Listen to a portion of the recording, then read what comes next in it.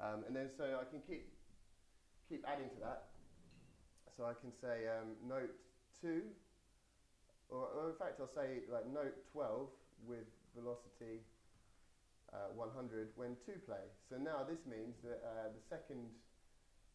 on the second course, if I put a light on the second course, it's going to play note 12 on sampler 1 with a velocity of 100. Okay, so you go, press enter, and now so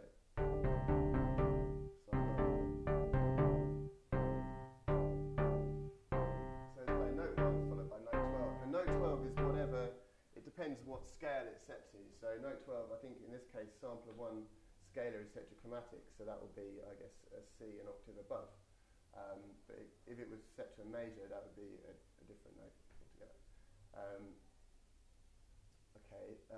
And I'm guessing I should probably let you know how to turn that off as well. So, so the way the arrangers are set up at the moment, it just starts off with note 1 with velocity 100 when 1 play, note 2 with velocity when 2 play, note 3 when 3 play, note 4 when 4 play.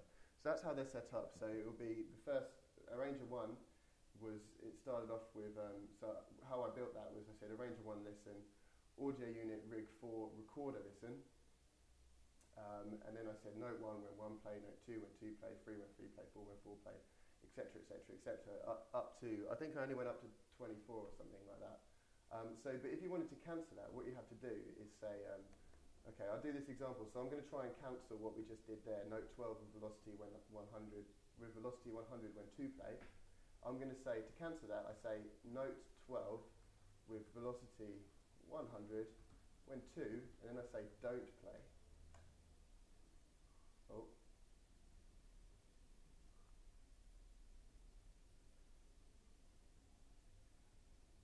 Hang on, I'm trying to figure out why I got that wrong. Don't play.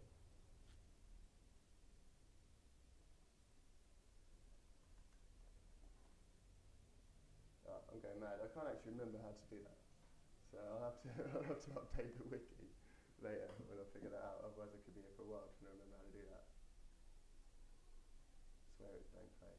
Okay, well yeah, I'm sorry about that. I'm very sorry. I can't remember how to do the cancel it. But yeah, unplay? Sorry? Unplay? I've tried that, yeah, I've tried that as well. That. Don't play and unplay. I swear it was don't play. But yeah, okay, I'm sorry about that. I'll have to update the wiki tomorrow when I find out what the opposite of play is. Silence. Yeah, I don't know. So yeah, I hope that answers half of your question anyway. Dave is human after all. Yes.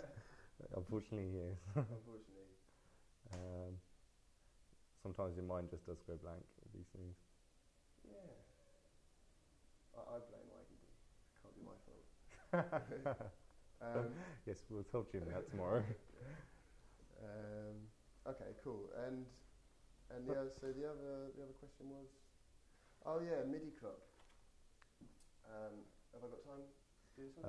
You got about 5 minutes. Okay, I'll just do the MIDI clock out. Okay, basically, I won't do an example. I'll just say how to do it. Basically, so I had one question about how do we control the drummer start and stop from an external source, and how using MIDI clock basically, and how do we externally control something else using MIDI clock from our metronome.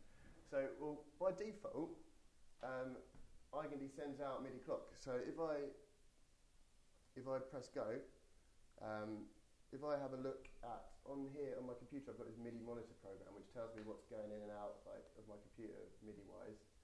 And you can see here from Eigenlabs 1 and from Eigenlabs 2, if I press start, it starts going and it's sending out MIDI clock. And that just happens automatically.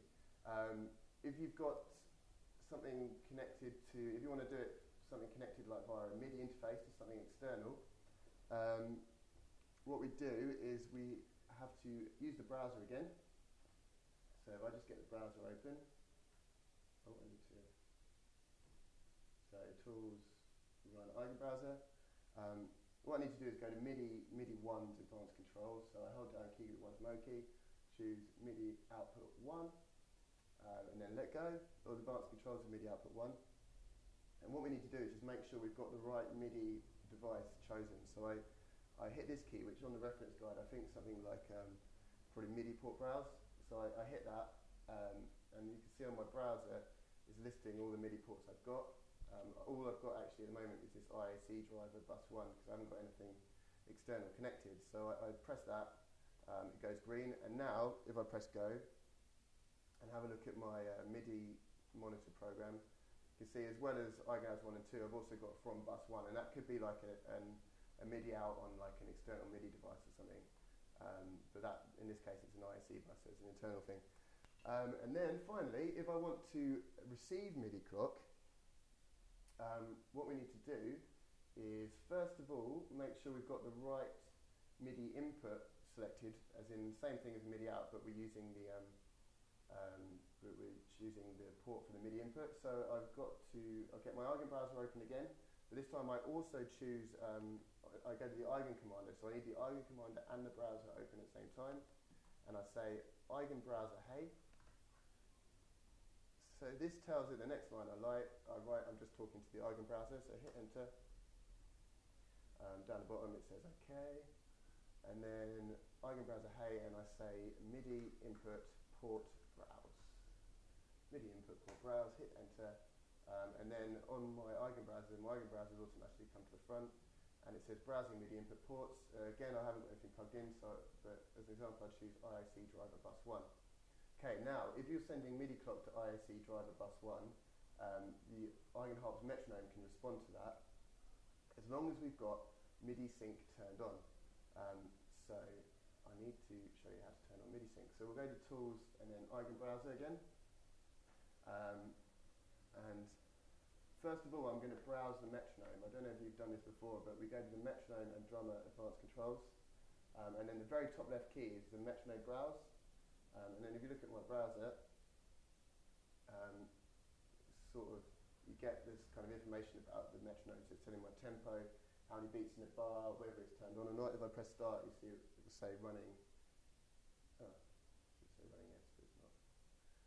Anyway, and it says MIDI clock sync no.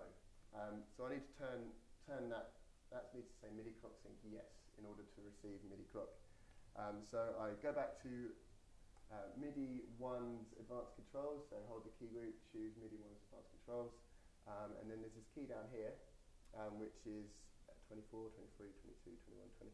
It's like row 20 on course 2, it's like this red key, and I hit that and it should go green, and if you can see on my browser now it says MIDI clock sync yes. So now if I was to send MIDI clock on the port that I just selected and press start, it will also start our metronome and control the tempo. Cool. Sorry, that was a bit quick, but there you go. Okay, so I think we've just got quickly time for some just open questions, if anybody has any. It was quite a long one today, eh? Oh, sorry. Yeah, that's all right. Just wait for the delay to come through and people's type. So just next week, we'll be looking at our next bel canto seminar, which is aptly entitled Bel Canto Part 2. There's actually quite a lot of bel canto today. Yeah, there was quite a lot today, wasn't there? So hopefully that will take place next week. If not, it will take place the week after. I'm not sure if Dave can be here or not next week. But I think you are at the moment. You are at the moment going to be here. So hopefully that will happen next week. But okay, I don't think there's been any questions. Cool. People saying thanks.